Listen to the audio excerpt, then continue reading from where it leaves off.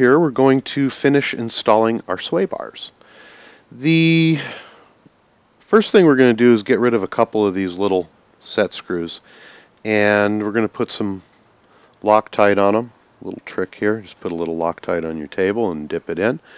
And those are going to screw into the little metal portions of the sway bar, just like we did in the first video on the front sway bars. And that's going to hold the sway bar in once we get them attached. So we're going to get those out of the way so we don't lose them. They go right in there. Just put them about halfway in. The other two are going to go into the pieces number 85422-11. However, again, this are on that tree that's mismarked, and I believe that was tree 14. You're going to see that this has a beveled section, which is I'm holding towards the top, and then it also has another little hole on the bottom right here, and we're going to put this set screw in that bottom hole, and just going to put it in, if you look through the back, just until it broaches the back. As you can see, it just starting to come through there. So you don't want to put it in that far. Can we get a close-up? There we go. And what that's going to do is it's going to take up any of the play in there for the different sizes of sway bars, so they're not just flopping around in there. We'll repeat this process on the second one. Alright, now we're going to get out two screws, which I forgot to get out earlier, and they're the smaller ones that are in the bag here. They're a flat-topped or a beveled-edged screw. They're the smaller ones in the kit. And we're going to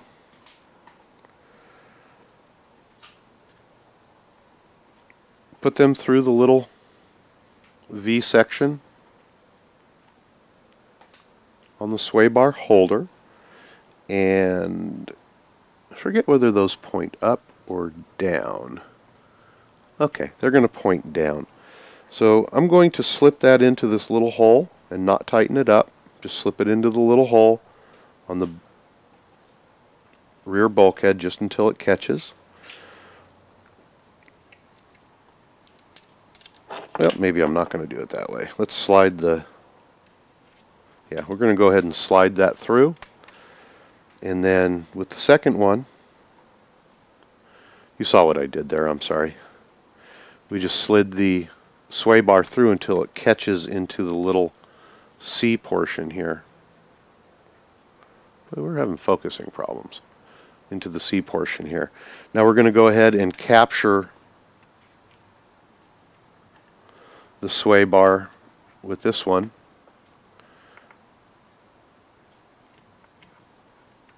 Stick the screw in and tighten it up.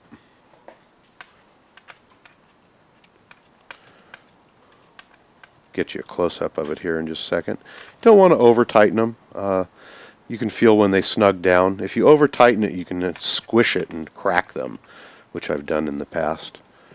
So just tighten it up till it touches and then give it a little bit. And the arm should actually rotate free in there. I think I got this a little bit too tight. There we go. So what we've done is we've captured the sway bar underneath, just like so.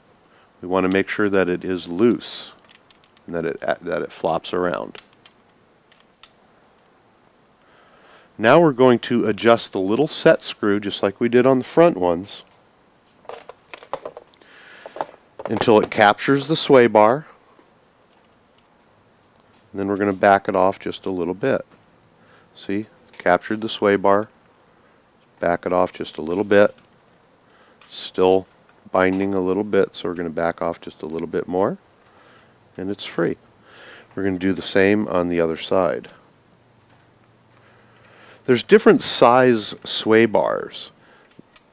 that you can get.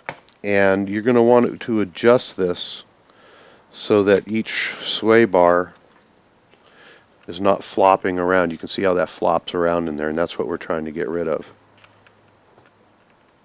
See, each time I go in, it tightens it up a little bit. We're still fairly free here. A little bit more, and it locks it up. So we're going to back it off just a little bit so that they move freely.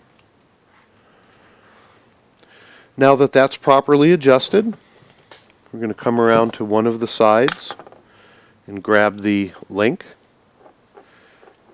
and insert the sway bar into the link and push it all the way forward.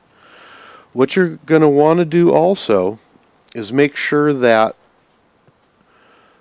the dog bone is not interfering with the sway bar link. And on this one, it's rubbing just a little bit. So what I'm going to do is I'm going to come in off camera in just a little bit, and I'm going to cut off a very, very small amount of the sway bar, just about 1/16 of an inch. I'm just going to use my Dremel tool and grind off about 1/16 of an inch on there, so that when this goes on and is fully inserted, that it's not rubbing the dog bone. I'm going to put this together for you so you can see what I'm talking about up close.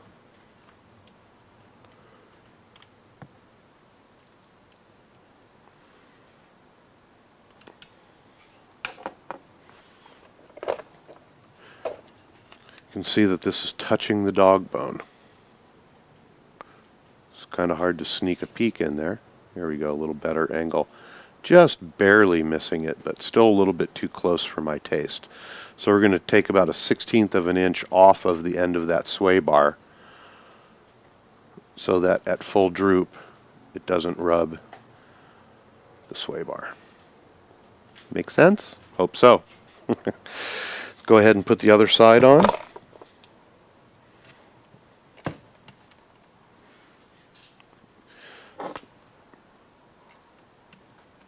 And move on to the next step. That's how those work. Again, you're going to want to make sure that you have plenty of play, nothing's binding, and that the sway portion is actually working properly. There we go. Starting to get heavy.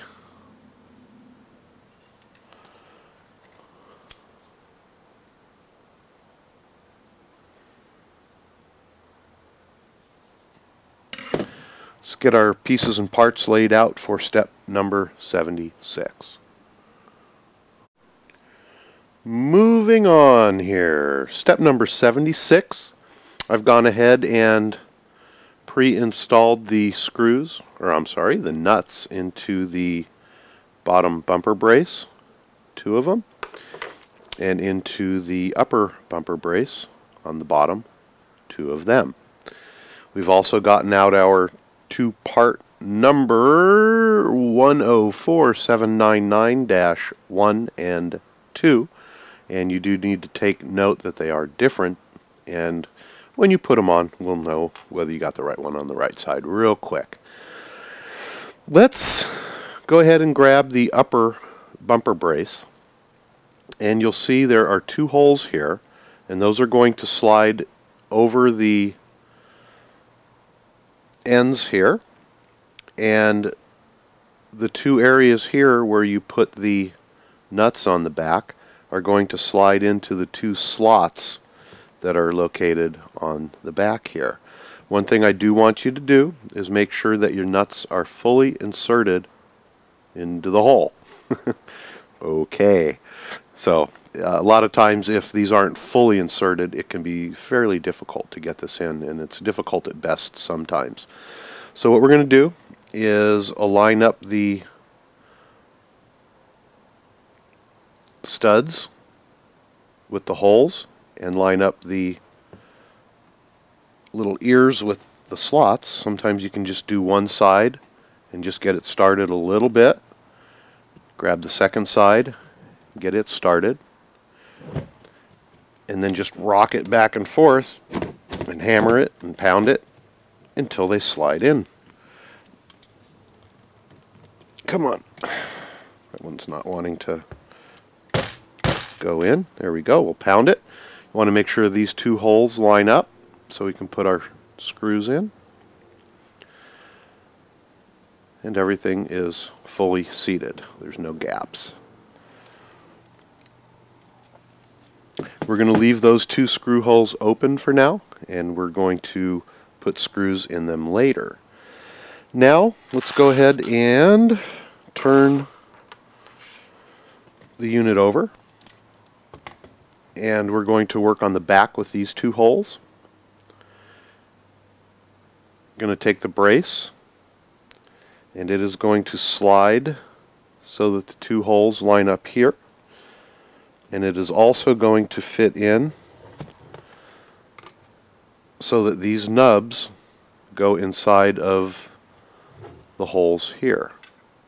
So you're just going to have to kind of play with it until it all goes in. You have to bend some stuff up a little bit to get them in. These are going to slide in.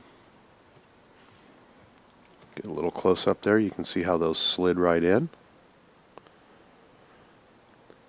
And then the bottoms line up here so that we can put our two screws in. Make sure you get the proper length screw.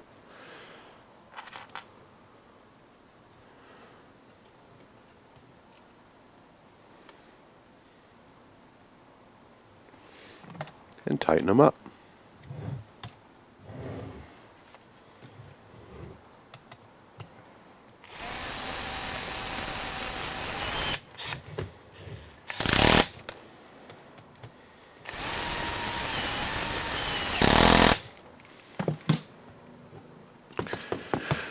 Now we're going to address these two holes here,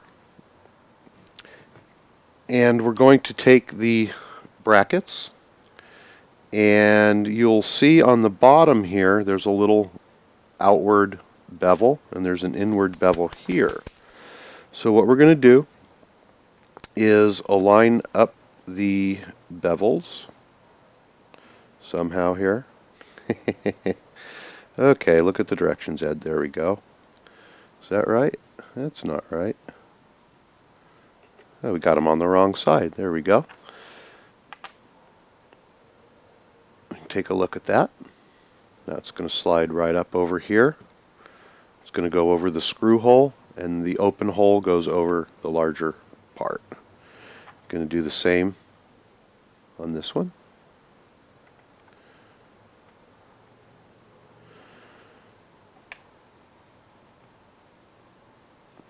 And we're going to use the longer screws that came with it as part of the directions, and we're going to screw that down in.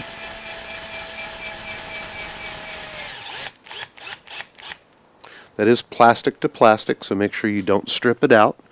We're also looking here, and these holes need to align up as well.